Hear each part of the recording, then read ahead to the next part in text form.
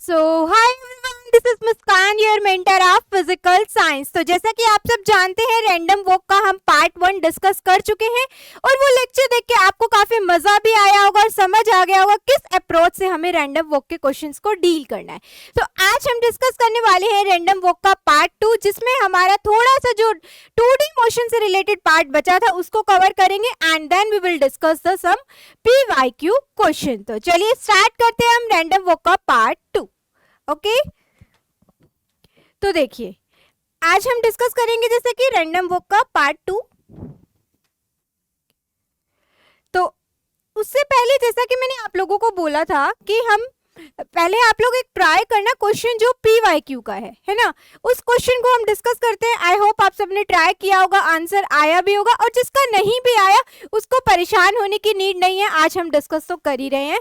जहां उसने मिस्टेक की होगी उसको अपनी अप्रोच की, और जो अपनी मिस्टेक है वो समझ आ जाएगी और अप्रोच अपनी करेक्ट कर सकते हैं।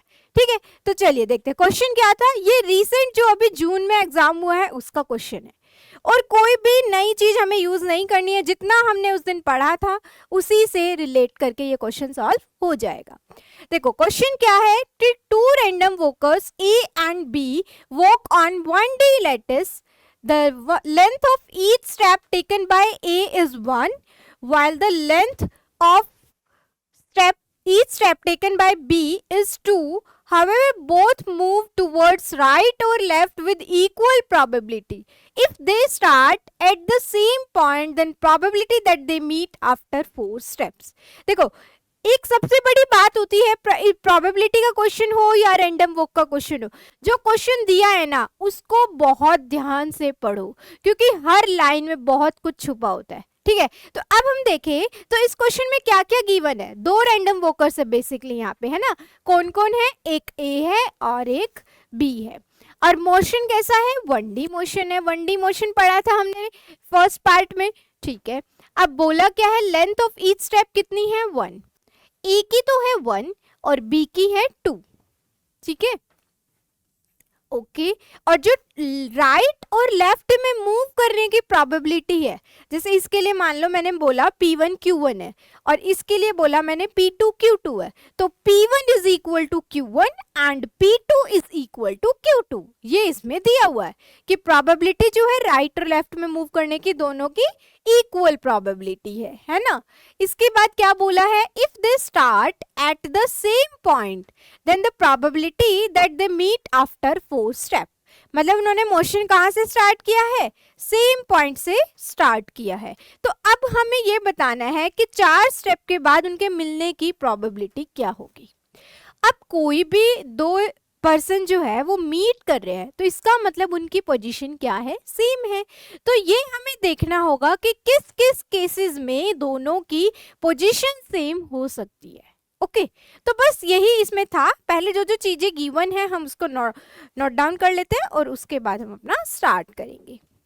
तो जैसे अगर मैं बात करूं, 2 रैंडम वॉकर्स हैं हमारे पास, ये A है और ये B है। इसकी जो लेंथ ऑफ ईच स्टेप है वो 1 है और इसकी 2 है, और दोनों की प्रोबेबिलिटी की बात करें हम राइट और लेफ्ट में, वो इक्वल है। ठीक है, और नंबर ऑफ स्टेप्स कितने लेने हैं, हमें 4 स्टेप्स लेने हैं। तो एक बात बताओ, और दोनों ने मोशन जो है वो स्टार्ट किया है सेम पॉइंट से। जैसे ये हमारा पर्सन A है और ये हमारा पर्सन B है, तो दोनों ने फॉर एग्जांपल स्टार्ट किया ओरिजिन से। अब एक तो प्रोबेबिलिटी है, देखो ओरिजिन पे साथ खड़े हैं ना, है ना, तो 4 स्टेप के बाद फिर से घूम फिर के यहीं पे आ जाए दोनों तो फिर मिल जाएंगे, और हमें कोई और देखना पड़ेगा कि जब वो लोग मिल सकते हैं। तो अब एक चीज देखो, जब A का 1 स्टेप कंप्लीट होगा तब तो B ने कुछ स्टार्ट किया भी होगा या नहीं किया होगा, हम कुछ कह ही नहीं सकते, क्योंकि इसकी लेंथ ऑफ ईच स्टेप कितनी है, 2 है। लेकिन जब A ने अपने 2 स्टेप्स कवर कर लिए होंगे तब कहीं ना कहीं B ने अपना 1 स्टेप ले लिया होगा, है ना। पर अब देखो, कोई बच्चा ये बोलेगा कि मैम A के 2 स्टेप और B का 1 स्टेप मिल गए तो, पर हमें कितने स्टेप्स चाहिए, 4 चाहिए दोनों में, ये भी 4 होने चाहिए और ये भी 4 होने चाहिए, क्योंकि उसने बोला है कि 4 स्टेप्स के बाद प्रोबेबिलिटी बतानी है हमें, है ना। तो देखो एक इसमें पॉसिबिलिटी क्या हो सकती है, अब ये ओरिजिन पे कब मिलते हैं, जब राइट में नंबर ऑफ स्टेप्स और जब लेफ्ट में नंबर ऑफ स्टेप्स क्या हो, इक्वल हो, है ना। तो जैसे फॉर एग्जांपल इसने एक स्टेप यूं, 2 स्टेप इसने राइट डायरेक्शन में लिए और 2 स्टेप्स इसने लेफ्ट डायरेक्शन में लिए। सिमिलरली 2 स्टेप इसने राइट डायरेक्शन में लिए, 2 स्टेप इसने लेफ्ट डायरेक्शन में लिए। अल्टीमेटली फाइनल पोजीशन इसकी भी x इक्वल टू 0 है और इसकी भी x इक्वल टू 0 है। ठीक है भाई, इसमें एक केस तो ये हो जाएगा, दूसरा और कोई पॉसिबिलिटी है क्या?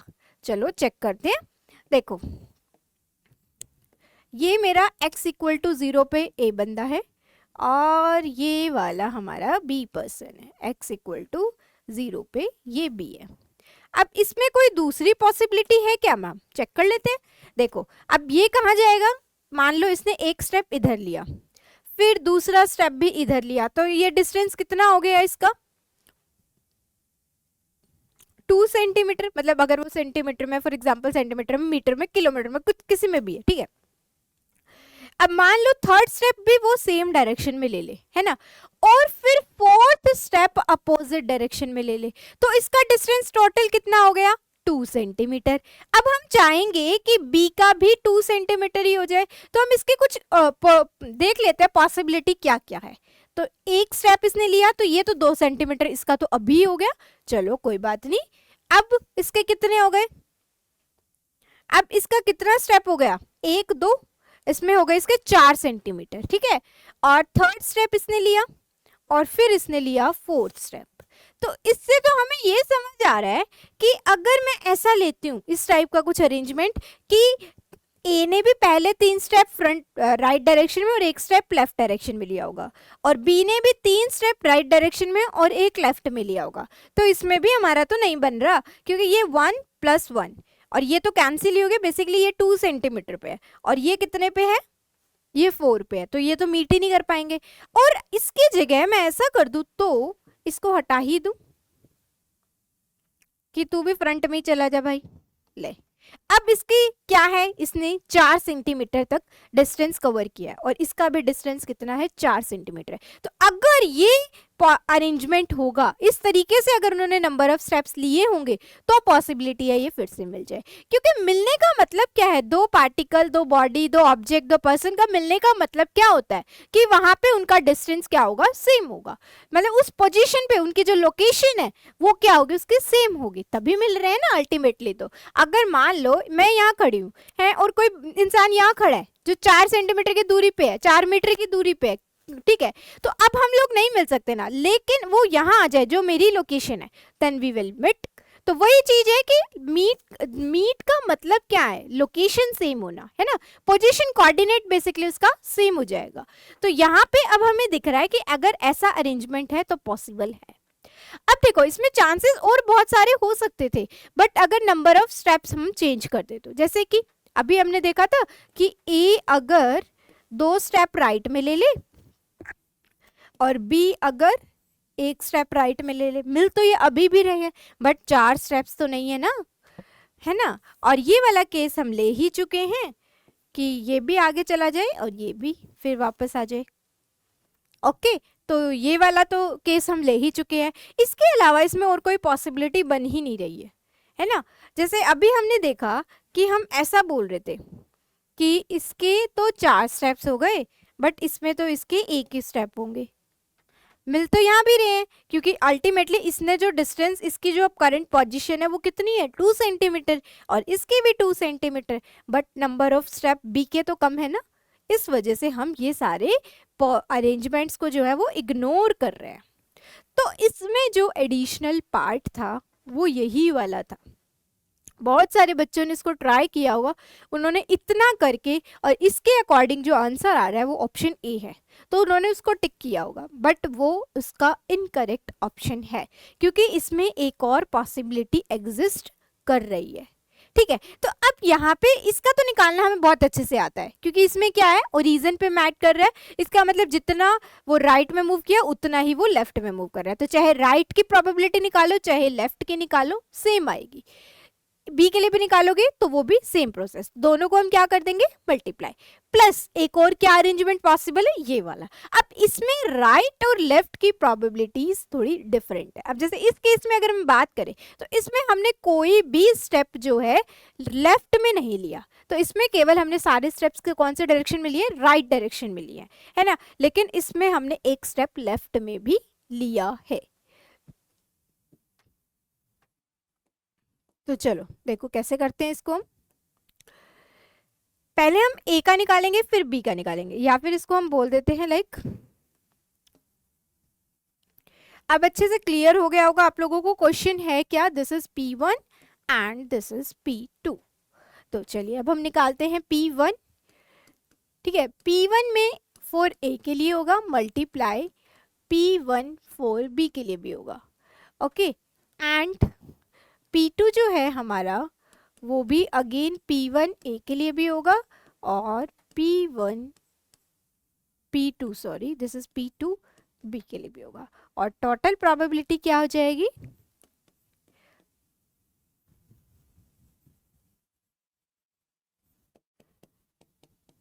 P1 plus P2।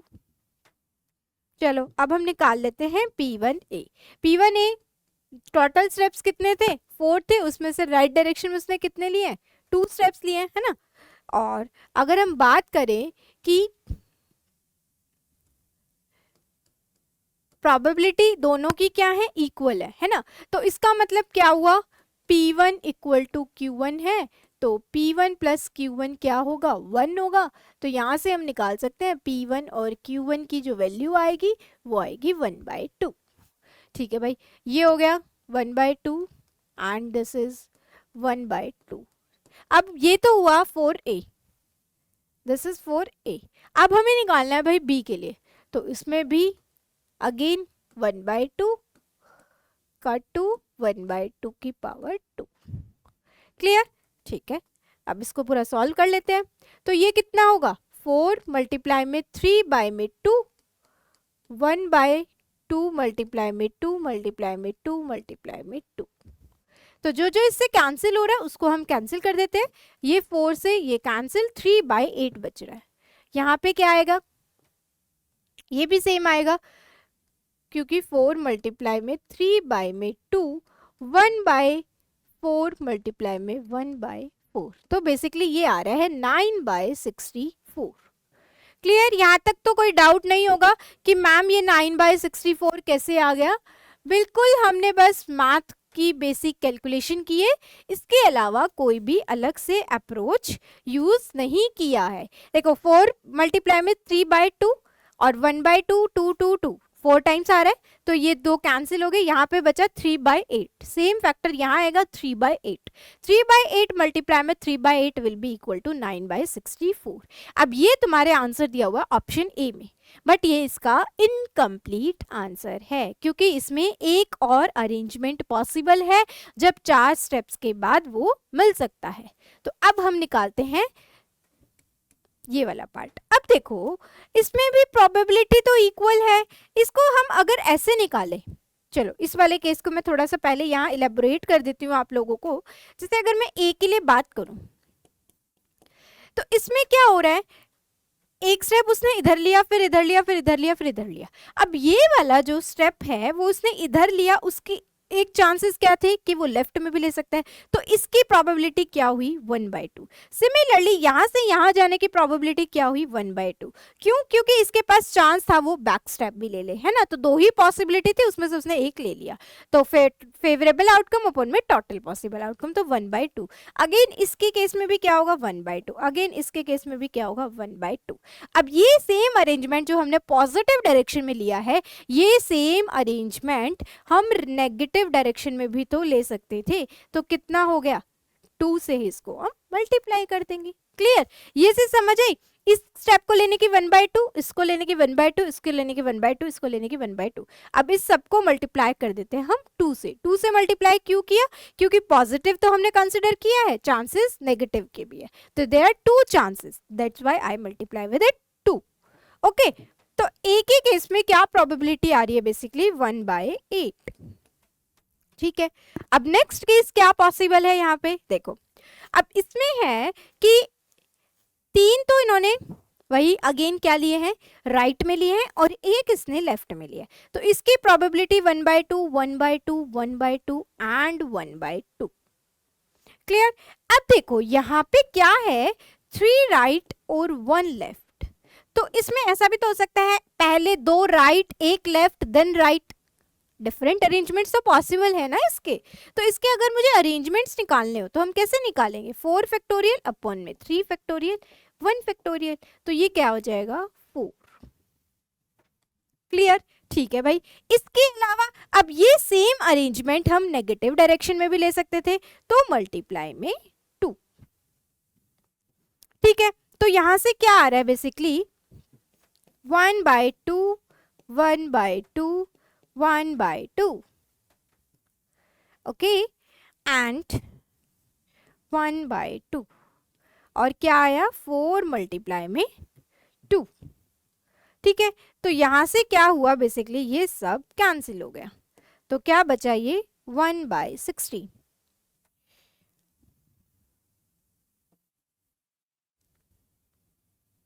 बिल्कुल क्लियर, यस, 1/2 मल्टीप्लाई में 1/2 मल्टीप्लाई में 1/2 मल्टीप्लाई में 1/2। ठीक है,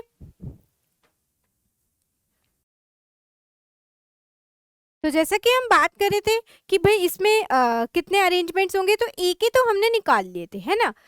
ए का कितना आया था 1/2 मल्टीप्लाई में 1/2 मल्टीप्लाई में 1/2 मल्टीप्लाई में 1/2 मल्टीप्लाई में 2। ठीक है, फिर बात कर रहे थे हम बी के लिए। बी का क्या था कि भाई 3 तो राइट में थे, एक उसका लेफ्ट में था, है ना, जिसमें हमने यहाँ पे 3 राइट 1 लेफ्ट के डिफरेंट अरेंजमेंट्स उसके निकाल लिए। तो अगर हम उसका डिफरेंट अरेंजमेंट निकाल चुके हैं तो हमें ये 2 वाला फैक्टर लेने की नीड ही नहीं है ना। ये इसको थोड़ा सा हम करेक्ट करना चाहेंगे कि यहाँ पे हमें इस फैक्टर की नीड ही नहीं रहेगी। ठीक है, तो यहाँ पे ये आ जाएगा मल्टीप्लाई में 2, तो ये कितना हो जाएगा 32। ठीक है, 1/32, ए मल्टीप्लाई ए और बी दोनों का निकाल लिया हमने, ए मल्टीप्लाई में B means our P2।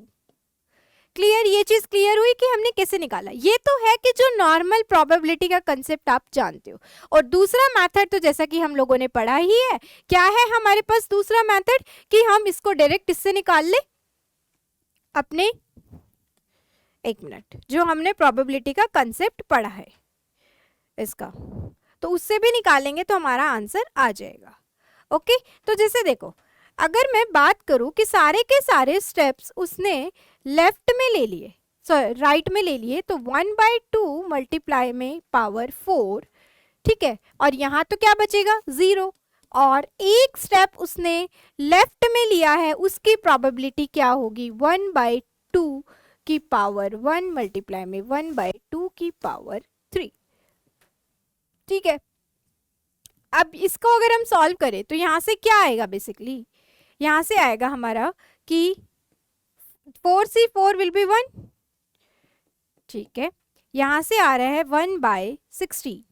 Okay, अब यहाँ से क्या आएगा 4 1 3 फैक्टोरियल, और यहाँ से आएगा 1/2 मल्टीप्लाई में 1/8। अब जो जो चीजें कैंसिल हो रही है उसको हम कट कर लेते हैं। ठीक है, तो अब अगर इसको हम कैंसिल करें तो यहाँ से क्या आएगा बेसिकली, यहाँ से आएगा हमारा ये 4 2 8।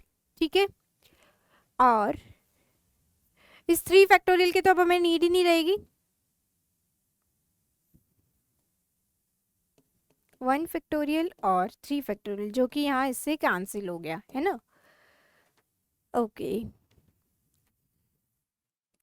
इसके अलावा कोई टर्म हमारी जो बची हो नहीं, बट इसमें हमने ना एक अरेंजमेंट नहीं लिया कि हम ये बोल रहे हैं कि वो लेफ्ट में जा रहा है, मतलब राइट में जा रहा है, तो यहाँ पे वो लेफ्ट में भी तो जा सकता है ना। जैसे अभी हमने देखा कि वो इधर जा रहा है तो वो इधर भी जा सकता है, तो हमने केवल उसका पर्टिकुलर एक ही केस कंसिडर किया है, तो इस वजह से इसको हमें 2 से भी मल्टीप्लाई करना पड़ेगा। ठीक है, तो अगर हम इस 2 से मल्टीप्लाई करेंगे तो ये कैंसिल, और क्या बचेगा 1/32। P2 की वैल्यू भी आ गई हमारी। अब हम निकाल लेते हैं P1 प्लस P2, तो P1 प्लस P2 क्या होगा, 9/64 प्लस 1/32। तो यहाँ से क्या आएगा बेसिकली 64, 9 प्लस 2 मतलब 11/64। तो ये इसका करेक्ट आंसर है। ये चीज क्लियर हुई कि मैंने यहाँ पे 2 से मल्टीप्लाई क्यों किया। 2 से मल्टीप्लाई इसलिए किया क्योंकि ये सारा हमने कैलकुलेट कर लिया ओनली राइट, बट इसमें पॉसिबिलिटी क्या है, वो सारा का सारा कहाँ जा सकता है, लेफ्ट में भी तो जा सकता है, इस वजह से मैंने इसको 2 से मल्टीप्लाई किया है। आप बोलोगे मैम आपने इसमें क्यों नहीं किया, क्योंकि इसमें मैंने ऑलरेडी सारे अरेंजमेंट्स कंसिडर कर लिए हैं 3R1L के केस में, क्योंकि इसमें पॉसिबिलिटी ये भी हो सकती है कि 3 लेफ्ट 1 राइट, है ना, तो हमने वो सारे केसेस इसके अंदर कंसिडर कर लिए हैं, इस वजह से मैंने इसको 2 से मल्टीप्लाई नहीं किया है। ओके ठीक है भाई, चलो यहाँ पे हमारा ये कंप्लीट हो गया कि हमने क्या किया और क्या नहीं। ओके चलो फिर अब हम डिस्कस कर लेते हैं हमारा जो टॉपिक था 2D रैंडम वॉक। तो इसका करेक्ट ऑप्शन क्या होगा, बेसिकली ऑप्शन नंबर सी इसका करेक्ट ऑप्शन होगा। और ये कब का पेपर है, CSIR नेट जून 2023 का। ओके चलो now let's start the next part. अब जैसे देखो हमने रैंडम वॉक 1D में पढ़ा था, हमने वहां पे मीन वैल्यू निकाली थी, mean of value of displacement निकाला था ना, उसमें हमने एक फॉर्मूला निकाला था डायरेक्ट NP-Q इंटू में L। और वैसे हमने मीन कैसे निकालते हैं ये भी सीखा था और ये हमें आता भी है। कैसे निकालते हैं भाई, XI और प्रोबेबिलिटी ऑफ XI। अब इसका मतलब क्या है बेसिकली, है ना, हमें ये समझना चाहिए। इससे हम ये निकाल सकते हैं क्या, ये जनरल फॉर्मूला, ये मोस्ट जनरल फॉर्मूला ये है जिसको तुम 1D 2D 3D कहीं भी लगा सकते हो, इसको तुम स्पेसिफिकली 1D में ही लगा पाओगे, है ना। तो वो फॉर्मूला बेसिकली आया कैसे ये हमें देखना है। देखो यहाँ हम मीन लिख रहे हैं, मीन का मतलब जो भी हमारा XI वेरिएबल है, जो भी हमारे डिफरेंट डिफरेंट डिस्प्लेसमेंट्स होंगे और उनके कॉरस्पॉन्डिंग जो प्रोबेबिलिटी होगी उसका हम सबको ऐड कर रहे हैं। जैसे मान लो अब कोई रैंडम वॉकर है, उसने 10 स्टेप्स कवर किए, तो उसमें से उसने 4 स्टेप्स राइट में लिए, 6 स्टेप्स उसने लेफ्ट में लिए। तो हम क्या करेंगे, मान लो उसने first step x1 distance cover किया, उसकी प्रोबेबिलिटी थी P1, मतलब राइट में जाने की प्रोबेबिलिटी P है, लेफ्ट में जाने की प्रोबेबिलिटी उसकी Q है, ठीक है। फिर उसने कोई x2 स्टेप लिया, सेकंड स्टेप, और उसकी प्रोबेबिलिटी अगेन P है, ठीक है। अब पॉसिबिलिटी हो सकती है कि उसने नेक्स्ट स्टेप जो लिया हो x3 वो लेफ्ट में लिया हो और उसकी प्रोबेबिलिटी हो जाएगी Q, ठीक है। अब फिर पॉसिबिलिटी अगेन उसने लेफ्ट में लिया हो, है ना, फिर उसकी प्रोबेबिलिटी हो जाएगी Q। अब यहाँ तुम्हारी चॉइस है कि तुम इसको x3 से डिनोट करो या जो लेफ्ट में स्टेप्स ले रहा है उसको भी अगेन x1 से डिनोट करो। मतलब हम ये कह रहे हैं कि उसने 4 स्टेप्स राइट में लिए हैं, 6 स्टेप्स लेफ्ट में लिए, तो ये हमारी चॉइस है, चाहे इसको हम 1 से डिनोट करें और चाहे इसको हम 3 से डिनोट करें, वो कोई मैटर नहीं करता, ठीक, क्योंकि हमें उस टाइम जो भी क्वेश्चन हम करेंगे उसमें हमें डिस्प्लेसमेंट पता होगा, ठीक है। फिर मान लिया हमने उसने अगेन नेक्स्ट स्टेप जो लिया वो अब राइट में लिया है, तो राइट में लिया होगा तो समथिंग x3 डिस्टेंस उसने कवर किया होगा, तो ऐसे चलता जाएगा और उसको हम पूरा सॉल्व करेंगे तो जो वैल्यू निकल के आएगी वो यही आएगी। कैसे, चलो देखो एक्सप्लेन करते हैं। अब हम मान लेते हैं कि कोई भी एक रैंडम वॉकर था जिसने यहाँ से अपना डिस्प्लेसमेंट स्टार्ट किया, क्लियर, बस इतना पता है हमें तो कि यहाँ से उसने अपना मोशन स्टार्ट किया। अब मान लिया उसने n नंबर ऑफ स्टेप्स जो है वो इस डायरेक्शन में लिए होंगे, ठीक है, और पॉसिबिलिटी है कि उसने n नंबर ऑफ स्टेप्स कहाँ लिए हों, लेफ्ट में लिए हो, तो हमें दोनों को कंसीडर करना पड़ेगा। मीन निकाल रहे हैं, मीन कैसे निकालते हैं, जितने भी ऑल पॉसिबल केसेस होते हैं सबको कंसीडर करके चलते हैं, तो वही हम यहाँ भी करेंगे। तो अब मान लो उसने n स्टेप्स लिए हैं राइट में और हो सकता है n स्टेप्स लिए हों उसने लेफ्ट में, और लेफ्ट वाले के लिए हम -q लगाते हैं क्योंकि x क्या होता है, डिस्प्लेसमेंट। अल्टीमेटली हम क्या ले रहे हैं, यहाँ वेक्टर ले रहे हैं, डायरेक्शन को हम कंसिडर कर रहे हैं कि अगर लेफ्ट में जाते हैं तो नेगेटिव और राइट में जाते हैं तो पॉजिटिव, ठीक है। तो मान लो उसने x1 plus x2 plus x3 up to so on xn तक उसने इतने सारे नंबर ऑफ स्टेप्स लिए हैं और उन सब की प्रोबेबिलिटी होगी p, क्योंकि समीशन का साइन है, इसका मतलब हमें क्या करना है, उसको ऐड करना है, minus n number of steps उसने लिए होंगे लेफ्ट में, ठीक है, उसकी प्रोबेबिलिटी होगी q। क्लियर? ठीक है, अब इसमें हम स्पेशल केस लगाते हैं कि जो हम मानते भी हैं कि स्टेप लेंथ क्या होगी, इक्वल होगी, और वो मान ली मैंने l, तो ये क्या बन गया, pl। अब देखो सबको ऐड कर रहे हो ना, एक चीज देखो, l plus L plus L up to nl, तो कितने बन गए ये, nlp माइनस nlq। तो ये फॉर्मूला क्या बन गया जो हमने पढ़ा था। पर ये आया कैसे, ये हमें पता चल गया ना। अगर इसी को मुझे वेक्टर फॉर्म में लिखना होता तो यहाँ वेक्टर आ जाता आई कैप, क्योंकि ये भी एक्स डायरेक्शन में है, ये माइनस एक्स डायरेक्शन में है, तो इधर आई कैप आता, इधर माइनस लगा ही चुके हम, इधर फिर से आई कैप आ जाता, तो बाहर आई कैप कॉमन आ गया। तो ये हुआ एक तो मीन निकालने का तरीका। मतलब ये जस्ट हमने जो फॉर्मूला पढ़ा था उसको हम अगर समझें उसके अंदर है क्या बेसिकली, तो वो ये चीज़ है।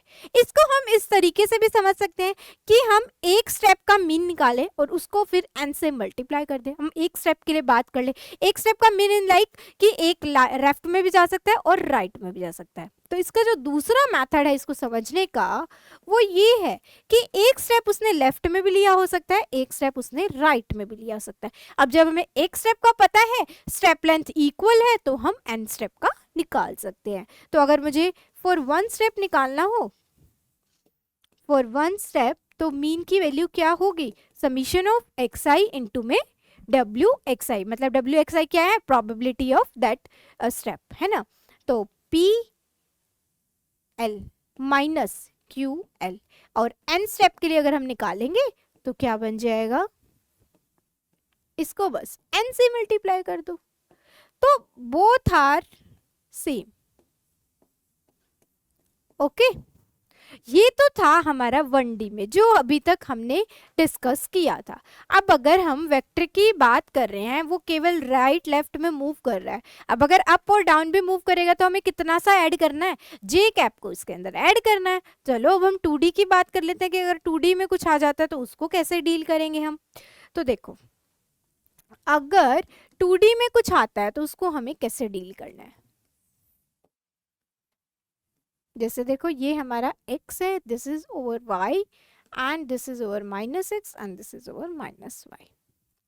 ठीक है, अब हम वो केस डिस्कस करते हैं जिसमें सब कुछ अलग है, कि राइट में जाने की प्रोबेबिलिटी अलग है, ऊपर जाने की प्रोबेबिलिटी अलग है, स्टेप लेंथ भी अलग है। एक मोस्ट जनरल केस डिस्कस करते हैं, उसके बाद तो स्पेशल केसेस ये आएंगे कि अगर ये इक्वल है तो कैसे होगा, मतलब फिर वो उसके डिफरेंट डिफरेंट स्पेशल केसेस होंगे जिसमें प्रोबेबिलिटी इक्वल हो सकती है या स्टेप लेंथ इक्वल हो सकती है, कुछ भी इक्वल हो सकता है। तो हम सबसे मोस्ट जनरल केस डिस्कस कर रहे हैं जिसमें स्टेप लेंथ भी डिफरेंट है और प्रोबेबिलिटी भी डिफरेंट है। ठीक है, तो अगर मैं बात करूं, जैसे उसने जो भी पार्टिकल है या रैंडम वॉकर है, हम रैंडम वॉकर ए की बात कर रहे हैं।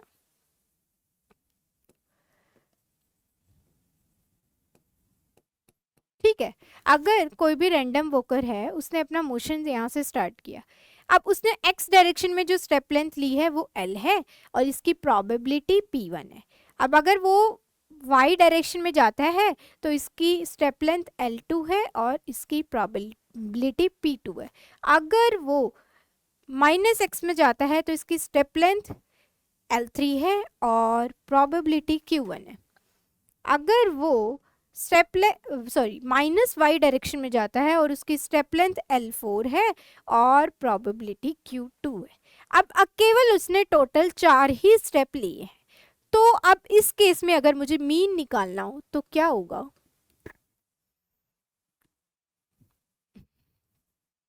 मतलब उसने मान ये समझो उसने केवल एक स्टेप लिया है, बट उसमें चांसेस कितने हैं कि या तो इसको तुम ऐसे समझो उसने 4 स्टेप लिए, बट एक बंदा है तो या तो एक टाइम पे यहाँ होगा या यहाँ होगा या यहाँ होगा या यहाँ होगा। तो उसने स्टेप अल्टीमेटली एक लिया है बट इसमें पॉसिबिलिटी 4 है ना। तो अगर मैं एक स्टेप के लिए मीन निकालूं तो क्या होगा, L1 P1 I cap plus L2 P2 J cap minus L3 Q1 I cap minus L4 Q2 J cap. अब अगर इसमें वही n नंबर ऑफ स्टेप्स कर दूं तो 4n स्टेप क्या हो जाएगा,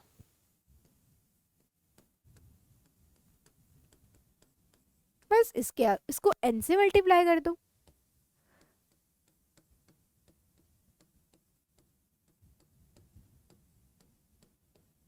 अब जो भी तुम्हें पेपर में केसेस मिलेंगे ना, वो इसके कोई स्पेशल केस ही होंगे कि जिसमें प्रोबेबिलिटी इक्वल होगी या फिर स्टेप लेंथ इक्वल होगी। बस ये आ गया हमारा mean value for n step. क्योंकि एक पर्सन है, एक रैंडम वोकर है, तो एक टाइम पे एक ही जगह हो सकता है, या तो x में होगा या y में होगा या z में होगा या या तो -x में होगा या -y में होगा, है ना। तो अब एक जगह हो सकता है, बट पॉसिबिलिटीज इसमें क्या है, 4 है कि वो यहाँ भी जा सकता है, यहाँ भी जा सकता है, यहाँ भी जा सकता है और यहाँ भी जा सकता है। क्लियर। तो ये था अबाउट 2D। अब हम डिस्कस करते हैं हमारा पहला क्वेश्चन, उसके बाद हम चलो देखो क्वेश्चन को अगेन आई एम सेइंग ध्यान से पढ़ना है हमें, है ना। तो पहला क्वेश्चन क्या है, देखो अब 2D पे है ये question based. A child make a random walk on square lattice, square lattice मतलब 2D with lattice constant a, ठीक है, taking step in north east south और वेस्ट डायरेक्शन विद प्रोबेबिलिटीज। अब यहाँ पे इसने एक्स वाई जेड नहीं लिखा है, क्या लिखा है, north east south west. Okay, तो प्रोबेबिलिटी क्या है, 0.255, 0.255, 0.245 एंड 0.245। मतलब नॉर्थ में जाने की प्रोबेबिलिटी और ईस्ट में जाने की प्रोबेबिलिटी सेम है और साउथ और वेस्ट में जाने की प्रोबेबिलिटी सेम है। इसका मतलब पॉजिटिव डायरेक्शंस में मूव करने की प्रोबेबिलिटी सेम है और नेगेटिव डायरेक्शन में मूव करने की प्रोबेबिलिटी सेम है, ये बोला है क्वेश्चन में। After n steps the expected position of child with respect to the stationary point is at distance. मतलब हमें क्या निकालना है इसमें, हमें निकालनी है बेसिकली मीन वैल्यू। सिंपल सी बात है बस ये, इससे ज्यादा हमें कुछ नहीं सोचना, हमें निकालना क्या, हमें उस पे जाना है। Expected position of child with respect to starting point. तो बस इसको तो डायग्राम देख के हम पहले इसका डायग्राम बनाते हैं, उसके बाद हमें समझ आ जाएगा। नंबर ऑफ स्टेप्स कितने लेने हैं हमें, n। हम क्या करेंगे, एक का निकालेंगे, n से मल्टीप्लाई कर देंगे, ठीक है। यहाँ जाने की प्रोबेबिलिटी है 0.255, यहाँ जाने की भी 255 और यहाँ जाने की है 0.245 और यहाँ जाने की भी है 0.245। अब स्क्वायर लैटिस बनाना था बट मैंने स्क्वायर लैटिस नहीं बनाया। स्क्वायर लैटिस में क्या होता है बेसिकली, देखो ये होती है हमारी स्क्वायर लैटिस। यहाँ ये रखे होते हैं एटम्स, इन्हें बोलते हैं हम लैटिस साइड, जहाँ हम अपने एटम्स को रखते हैं। इसके बीच का जो डिस्टेंस दिया हुआ है वो है a। अब एक एटम है वो यहाँ से अपना मोशन स्टार्ट करता है, ठीक है, O से। अब या तो वो जाएगा इधर या वो जाएगा इधर या वो जाएगा इधर या वो जाएगा इधर, है ना। तो इधर जाने की उसकी प्रोबेबिलिटी कितनी है, 0.255। इधर जाने की भी सेम है, इधर जाने की 245 है और इधर भी 0.245 है। तो हमें मीन वैल्यू निकालनी है, ठीक है। देखो इधर डिस्टेंस कितना कवर किया उसने, a, तो 0.255 मल्टीप्लाई में a I cap plus 0.255 a J cap minus 0.245 a I cap minus 0.245 J cap. तो यहाँ से क्या वैल्यू आएगी अगर इसको हम सॉल्व करें, देखो 255 माइनस 245 तो ये होगा 0.01 0 a आई कैप।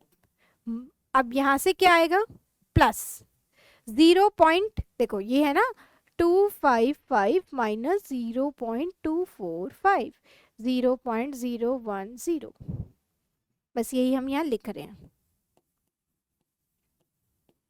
इनटू में a। This is for 1 step.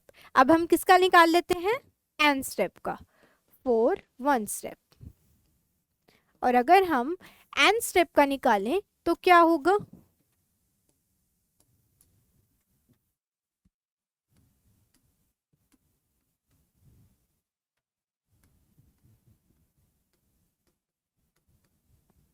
जो वैल्यू आई है उसको जस्ट n से मल्टीप्लाई कर दो।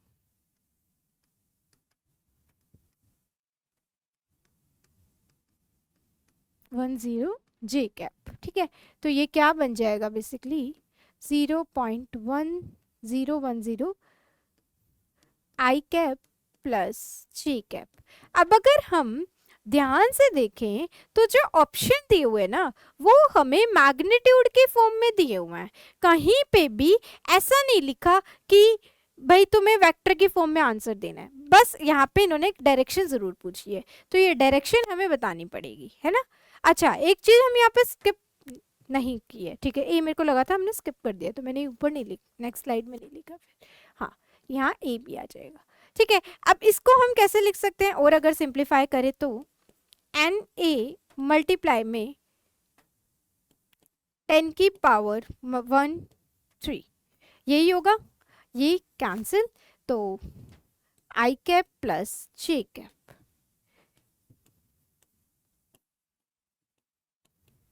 एन ए ये पावर ऊपर चली जाएगी और I cap plus J cap. तो अब इसके जो रिजल्टेंट की डायरेक्शन होगी वो हमें देखनी पड़ेगी, डायरेक्शन हमें निकालनी है, क्योंकि ये आई कैप है ये जे कैप है, तो रिजल्टेंट की डायरेक्शन ये होगी। इसका मतलब ये हमारा नॉर्थ होता है, ये हमारा ईस्ट होता है, ये हमारा साउथ होता है और ये हमारा वेस्ट होता है। तो डायरेक्शन कहाँ आ रही है, नॉर्थ और ईस्ट में आ रही है रिजल्टेंट डायरेक्शन की, है ना। और रिजल्टेंट की वैल्यू क्या होगी, अगर हम वो देखें तो रिजल्टेंट की वैल्यू होगी आई प्लस जे कैप का मैग्नीट्यूड निकालोगे तो क्या आएगा, √2 इंटू में 10 की power -2 N A north east, ये जिस भी ऑप्शन में दिया है वो इसका करेक्ट ऑप्शन हो जाएगा। तो क्या इसमें हमने कोई नया कंसेप्ट यूज किया, एक्सेप्ट हमने इसमें क्या लगाया है, वेक्टर, अदरवाइज तो जो हमने फॉर्मूला पढ़ा था वही लगाया है ना। चलो देखते हैं, हमारा आ रहा है √2 इंटू 10 की power -2 into N A north east. देखो नॉर्थ ईस्ट दो में ही दे रखा था, तो यहाँ जो फॉर्म न्यूमेरिकल वैल्यू है वो डिफरेंट है, तो हमारा करेक्ट ऑप्शन होगा ए। ये भी तुम्हारे CSIR नेट का ही क्वेश्चन है, इसमें बेसिकली ये टॉपिक का स्पेसिफिसिटी है कि ये इसी में आता है नेट में, तो इसमें जितने भी क्वेश्चन तुम्हें मिलेंगे वो नेट के ही मिलेंगे। ओके चलो ठीक है, अब हम एक नेक्स्ट क्वेश्चन डिस्कस करते हैं। देखो नेक्स्ट क्वेश्चन क्या है कि again consider a random walk on square lattice, again हम स्क्वायर लैटिस पे हैं। At each step the walker move to a nearest neighbour site with equal probability for each of 4 site. मतलब again वही है, एक वो रैंडम वॉकर है जो एक साइट से दूसरी साइट पे मूव कर रहा है ना। तो और इसमें प्रोबेबिलिटी क्या दे रखी है, अब जैसे यहाँ हमने देखा, एक मिनट, ये था जैसे ये स्क्वायर साइड थी, स्क्वायर लैटिस था, अब एक पॉइंट से वो दूसरे पॉइंट पे जा रहा है, यहाँ पे उसके पास 4 पॉसिबिलिटी है, वो इधर भी जा सकता है, इधर भी जा सकता है, इधर भी जा सकता है, इधर भी, तो चारों तरफ जाने की उसकी प्रोबेबिलिटी इक्वल है। जैसे यहाँ पे क्या था, 2 में सेम थी 2 में डिफरेंट थी, लेकिन इसमें क्या है कि चारों में ही सेम है। इसीलिए मैंने तुम्हें बोला था कि अब जो भी केसेस आएंगे वो इसके स्पेशल केसेस होंगे, या तो उसमें प्रोबेबिलिटी डिफरेंट होगी या प्रोबेबिलिटी सेम होगी। तो एक हमने डिफरेंट का डिस्कस किया, अब हम सेम का डिस्कस करने जा रहे हैं। ठीक है भाई, कहाँ गया हमारा क्वेश्चन, ये रहा। तो इसमें क्या बोला है, चारों साइड पे जाने की उसकी प्रोबेबिलिटी कैसी है, इक्वल प्रोबेबिलिटी है फॉर ईच ऑफ 4 साइड्स। ठीक है, the walker start at origin and take 3 steps. यहाँ हमारे पास नंबर ऑफ स्टेप्स भी फाइनाइट है, कितने नंबर ऑफ स्टेप्स लेने हैं हमें, ओनली 3 स्टेप्स लेने हैं। Then the probability that during this walk no site is visited more than once. मतलब अगर एक बार रैंडम वॉकर इस साइट पे जा चुका है, तो अब इसके जैसे यहाँ पे था पहले, उसके बाद वो यहाँ चला गया, तो अब वापस इस साइट पे तो वो नहीं आएगा। ठीक है, तो अब जैसे यहाँ से फिर या तो यहाँ जा सकते हैं, यहाँ जा सकते हैं, यहाँ जा सकते हैं, अब ये वाला हमने रेस्ट्रिक्ट कर दिया, ये यहाँ नहीं आ सकता। और नंबर ऑफ स्टेप्स कितने ले रहे हैं उसको, 3। चलो करते हैं, कैसे होगा ये क्वेश्चन। आधी हिंट तो मैंने आप लोगों को दे ही दी है। इसमें अगेन हमें प्रोबेबिलिटी निकालनी है, नॉट मीन वैल्यू।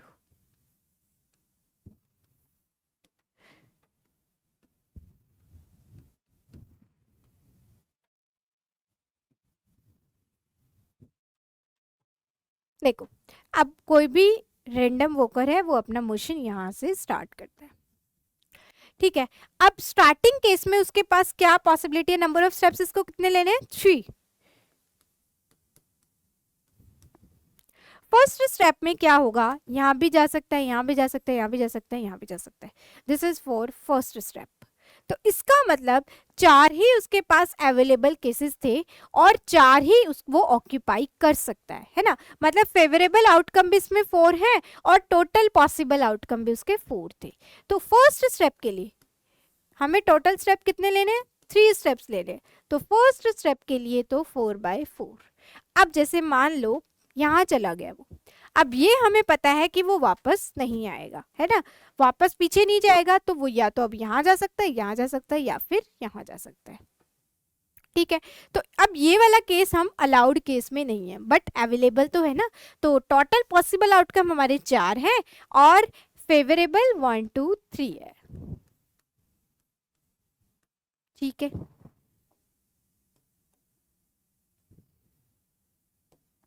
अब मान लो वो यहाँ है, अब नीचे तो नहीं आएगा, तो या तो यहाँ जा सकता है, या तो यहाँ जा सकता है, या फिर यहाँ जा सकता है। तो अब इसकी प्रोबेबिलिटी अगेन 3/4।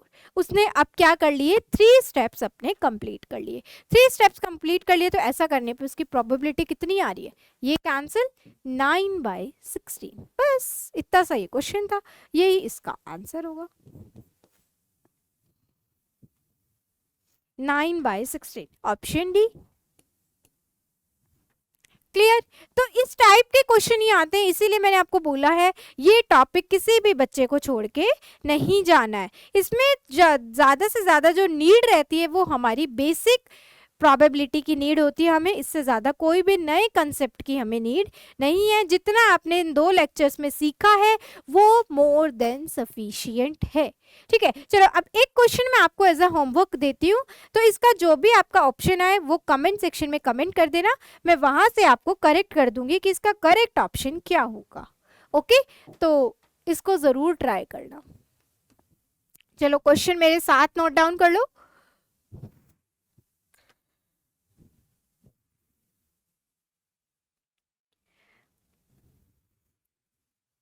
चलो साथ साथ लिखते जाना, टाइम तुम्हारा भी सेव होगा। A particle hoops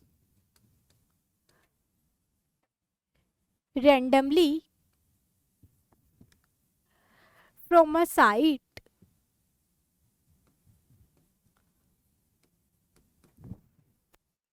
to its nearest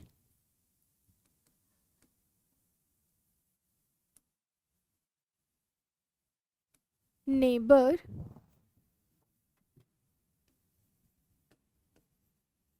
in each step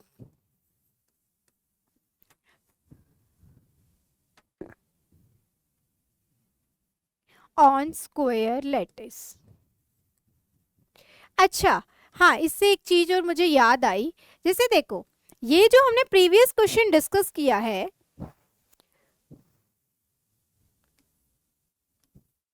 ये वाला क्वेश्चन, इस क्वेश्चन में हमने बोला स्क्वायर लैटिस है, स्क्वायर लेटिस है और एक से वो 4 पॉसिबल डायरेक्शंस में जा सकता है, ठीक है। उसकी प्रोबेबिलिटी इक्वल दी हुई थी और नंबर ऑफ स्टेप्स जो वो लेगा 3 लेगा।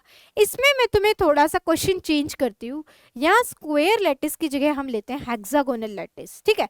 हेक्सागोनल लेटिस लेंगे, हेक्सागोनल लेटिस में क्या होगा, हमारे पास 3 डायरेक्शंस होंगी। जैसे यहाँ पे 4 साइड्स है, वहाँ पे 3 साइड्स होती है, क्योंकि देखो ऐसा होता है, ये होता है, यहाँ फिर अदर बने होते हैं, है ना। तो ऐसा होता है हेक्सागोनल में। अब ये एटम यहाँ है तो वो या तो यहाँ जा सकता है, या तो यहाँ जा सकता है, या फिर यहाँ जा सकता है। ये वाले जो लेंगे ना, ये हम ज़्यादा डिस्टेंस पे, तो वो ले नहीं सकते। नियरेस्ट नेबर में या तो ये होगा, ये होगा, या ये होगा। तो इन तीनों में जाने की प्रोबेबिलिटी मान लो उसकी इक्वल है। तो नंबर ऑफ 3 स्टेप्स के बाद उसकी क्या प्रोबेबिलिटी होगी, ये मुझे बताना। ठीक है, तो एक क्वेश्चन आप लोगों के लिए ये भी है, इसको भी ट्राई करना कि इसकी क्या प्रोबेबिलिटी होगी, और जो हम नेक्स्ट डिस्कस बता होमवर्क दे रही हूँ मैं, उसको भी ट्राई करना।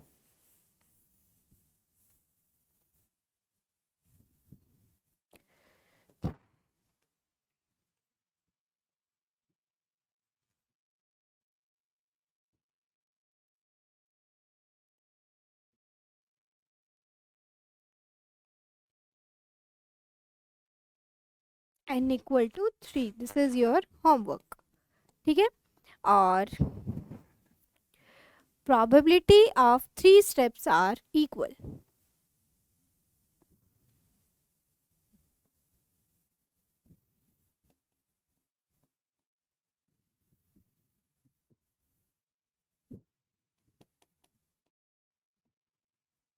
All 3 sides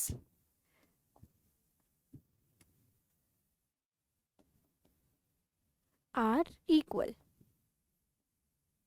ठीक है, तो वही अगेन तुम्हें क्वेश्चन सेम है कि एक साइड को हमें रिपीट नहीं करना है, तो इसकी क्या प्रोबेबिलिटी होगी। मान लो एटम यहाँ से यहाँ चला गया, ठीक है, तो जैसे यही होगा।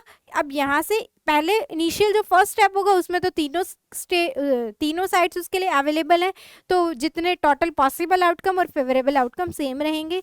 लेकिन जैसे अब वो यहाँ पे जाता है तो उसके बाद क्या होगा, अब पीछे तो नहीं जा सकता है, तो यहाँ जाएगा या फिर यहाँ जाएगा, है ना। अब अगर मैं यहाँ पे भी हेक्सागन बना दूँ तो या तो यहाँ जा सकता है या फिर यहाँ जा सकता है। अब यहाँ भी पहुँच जाएगा तो वापस इधर तो नहीं आएगा, या तो यहाँ जाएगा या फिर यहाँ जाएगा। तो ऑलरेडी मैंने आपको हिंट दे ही दिए, बस फिर अब सॉल्व कर लेना। और जो दोनों क्वेश्चन मैं आप लोगों को दे रही हूँ, इन दोनों के आंसर हर बच्चे को कमेंट सेक्शन में बताने हैं कि क्या आएगा। क्लियर, इसका तो तुम डायरेक्ट बता देना, और नेक्स्ट जो मैं दे रही हूँ होमवर्क के लिए उसका तुम्हें ऑप्शन मैं बता दूंगी, तो वो तुम्हें ऑप्शन ही बताना है कि इसका करेक्ट ऑप्शन ये होगा। और हर बच्चे को कमेंट करना है, मैं सबका रीड करूंगी कि किसका क्या आंसर आया है। Okay, in each step of square lattice of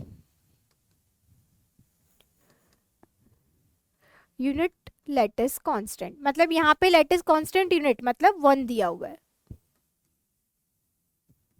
okay, the probability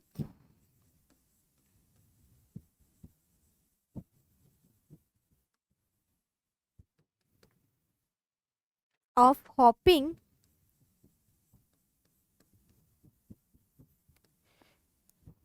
to positive direction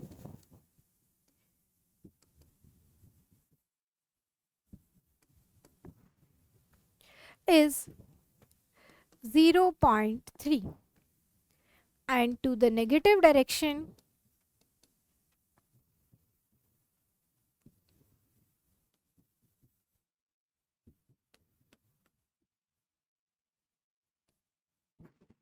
is 0.2, and to the, देखो इसमें सभी में पॉजिटिव y डायरेक्शन में, इसमें सभी डायरेक्शन में प्रोबेबिलिटीज क्या दी हुई हैं, अलग अलग दी हुई हैं। Is 0.2 and negative y direction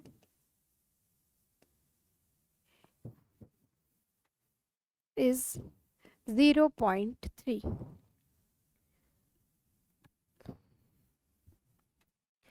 If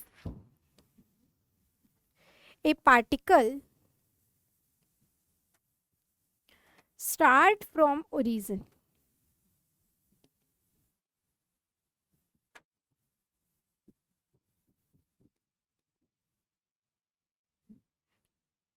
its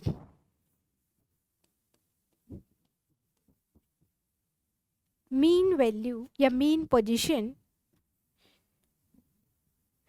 after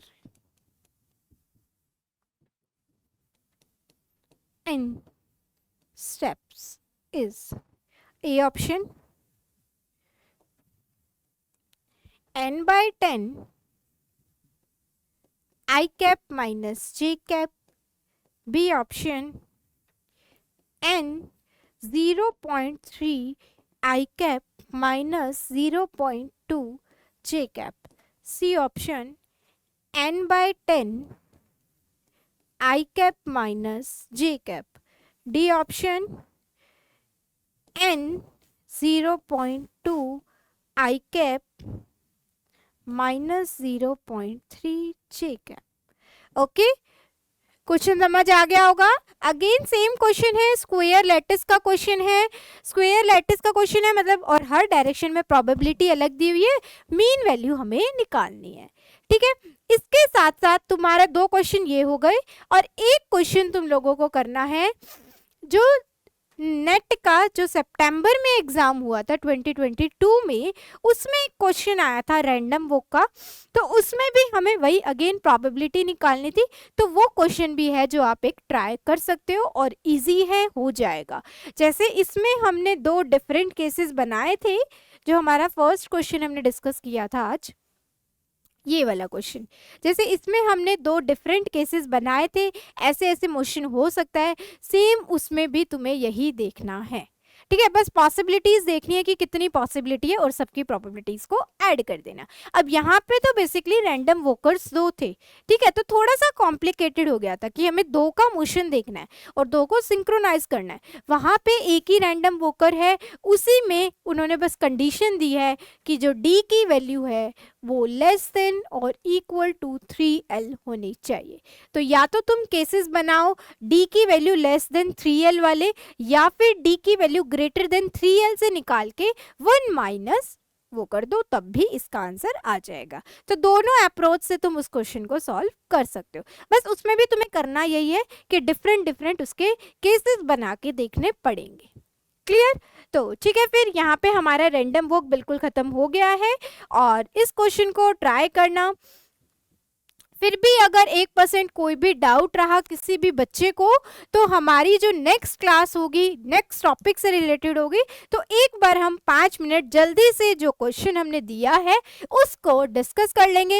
इससे तुम्हारा अगर कहीं डाउट भी रह गया होगा बाय चांस, तो वो कवर हो जाएगा। क्लियर? अब हम जो नेक्स्ट टॉपिक डिस्कस करेंगे वो मोर और लेस सॉलिड स्टेट फिजिक्स का ही होगा, और फिर बाद में हम दोबारा कंटिन्यू करेंगे हमारी स्टैटिस्टिकल मैकेनिक्स को।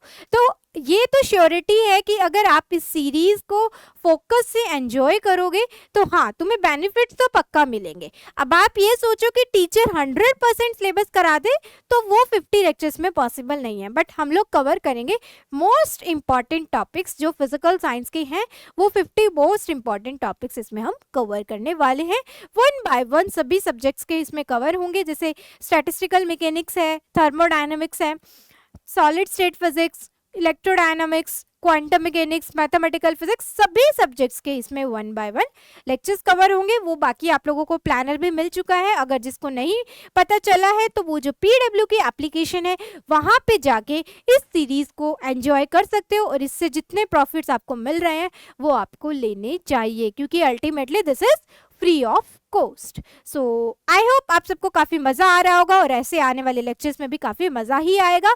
So thank you so much, मिलते हैं नेक्स्ट लेक्चर में। तब तक के लिए keep planning, keep revising and stay focus.